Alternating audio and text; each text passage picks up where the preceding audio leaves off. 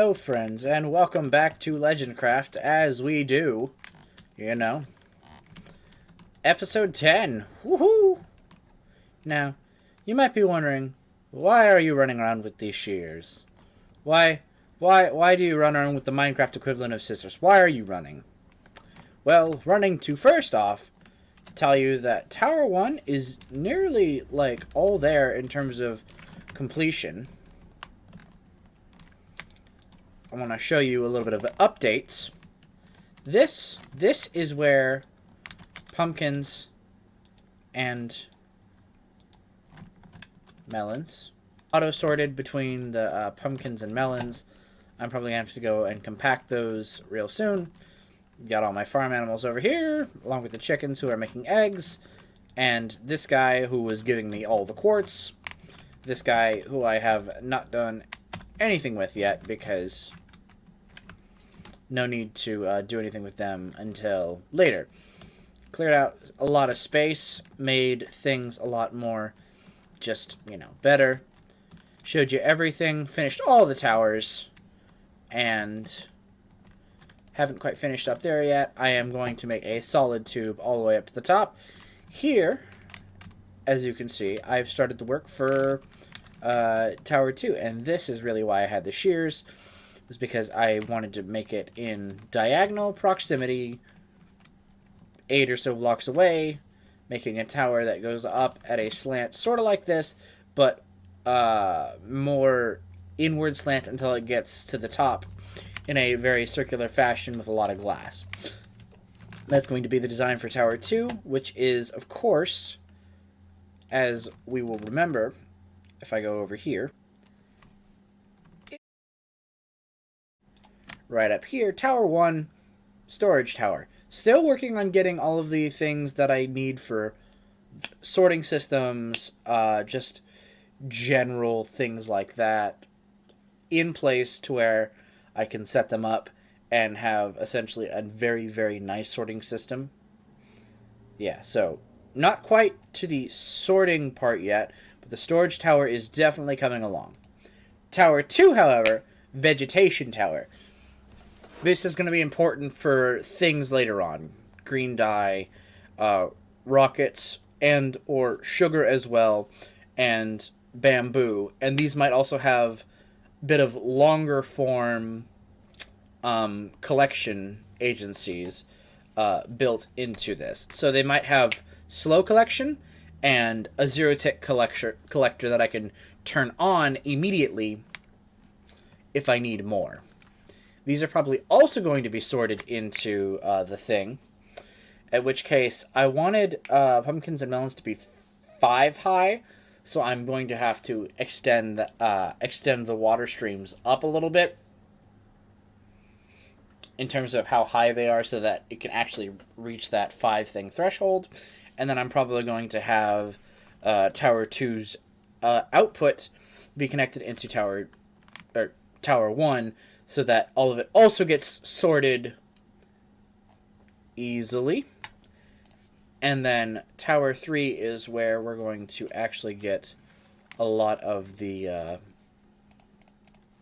which should be generating most of my things. Even though, yeah, the green tower is not growing my melons and pumpkins. That's Tower 1. Yeah, even though it's not necessarily growing, my melons and pumpkins in Tower 2, which is going to be off over there.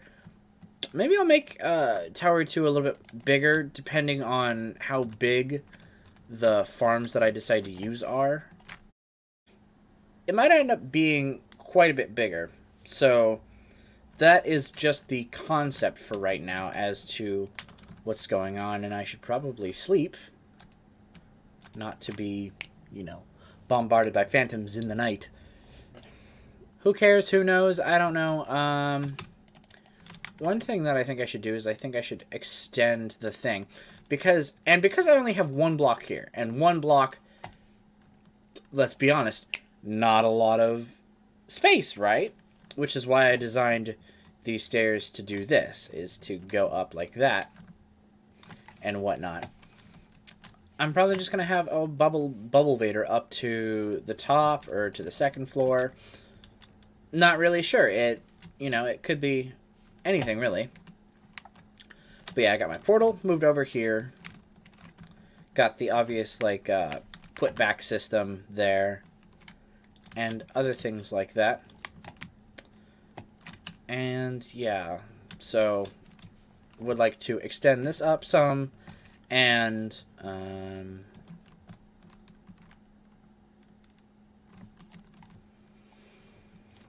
love it when I have thoughts in my head, and you obviously won't be able to hear them, but it's me trying to think about what am I going to do next.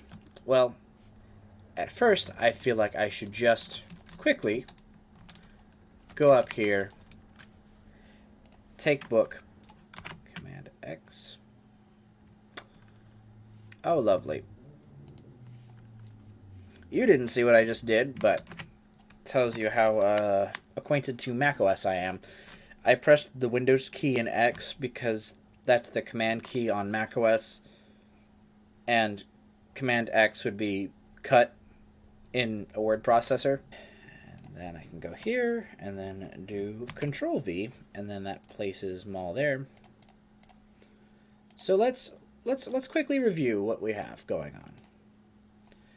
Tower 1, storage tower, supposed to look very tall, supposed to look very impressive. Tower 2, vegetation tower. 0 tick cactus, 0 tick sugarcane, 0 tick, 0 tick, 0 tick. Make it fit on all one thing. Now, Tower 3 is going to be one of the easiest to get everything in place for. I feel like it's going to be the hardest to design the exterior for. Tower 4, since it's a food tower, probably take inspiration from Tower 1 or something else. Tower 5, I feel like, is going to be one of the easiest to design, if not the easiest itself.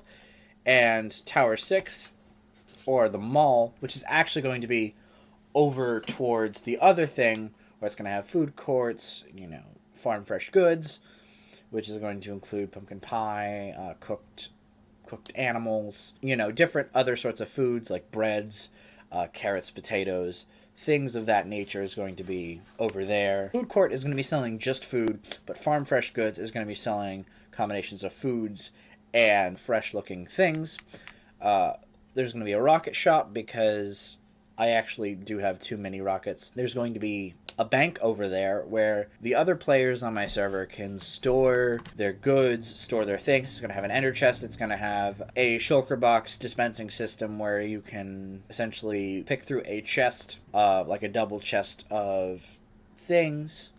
Press Q on the shulker box. You want dispensed out, have it be dispensed in front of you so you can look inside the contents, put things away, press a button, and have it now no longer in, your inventory. It'll be inside the bank. And that's what I really want for the bank. And then that's because I hadn't thought of things to sell. I could sell iron. I could sell terracotta because the stonemason, oh my gosh. The mason is one of the best freaking things in the game. Goodness gracious. Reason being is because the mason also sells terracotta. So you know how I was saying that, oh yeah, I'm spending 2 emeralds per terracotta block. The mason offers it 1 terracotta per emerald, and it's such a good deal. And it was already cyan and blue, which not saying those are the best 2 terracotta colors. I'm saying that cyan specifically is the best terracotta color. And we have the universal dyeing as a part of the server. So if I needed to recolor the terracotta to whatever color, say green, if I wanted to make an entrance that required a flying machine, have a green glazed terracotta around the entrance, that's something that I could do. Not saying that's something that I would do, I'm just saying that's something that I can do. And so, after all this big, long explanation, I think it is time to go over there and change up the height so that it's a couple blocks bigger, and change up the center so that we can throw a water stream down it, place glass panes, place kelp up the center, and have a soul sand block that goes up to the very, very top, and maybe create a section in the middle that is more closed off that I can walk on top of, and have a single lever to control the melon and pumpkin towers more easily without all the redstone being accessible all the time. So now that I've explained that, I think I'm just going to go ahead and do it.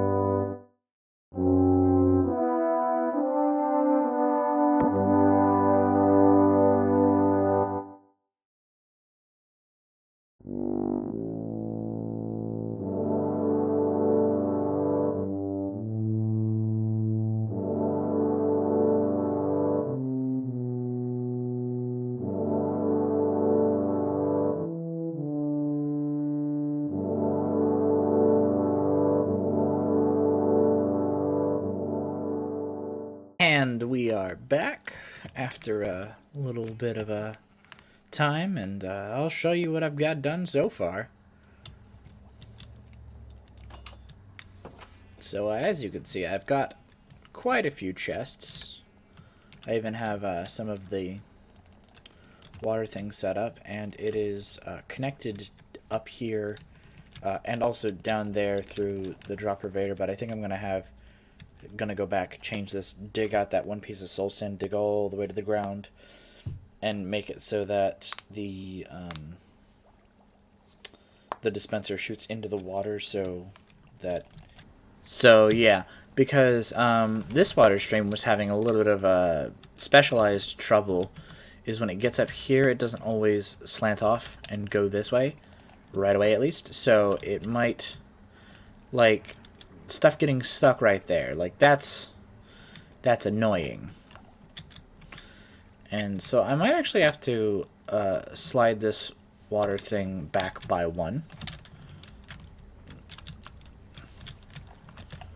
or something like that, so that when it comes out, it goes over this properly. Because boy howdy is that annoying, getting stuff stuck right there. So I might have to figure out something in some way to make sure that this is the best that it can be. Oh, I can still reach the water here, so I could possibly take the water out somewhat easily, at least when it gets up to here. Now, see, the first part about it is not that bad because it has enough height to get over this thing, but it doesn't have enough height sometimes when it's on the water to get over into the other farm part, which is the part that I'm sort of concerned about. It's just like these farms and stuff like that. But yeah, I've got most of the places that I'm going to put planned out in here. So yeah, that's what's fun about this. I've moved all of the sheep.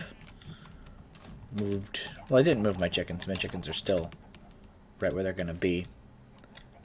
But I did move my villagers out in the open, but still to where they can't escape. Yeah.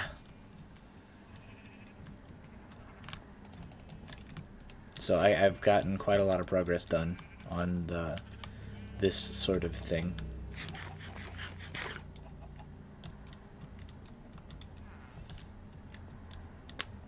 So yeah, that's a lot of fun. I'm not quite gotten around to the other side, but I am very close, and it's a lot of fun.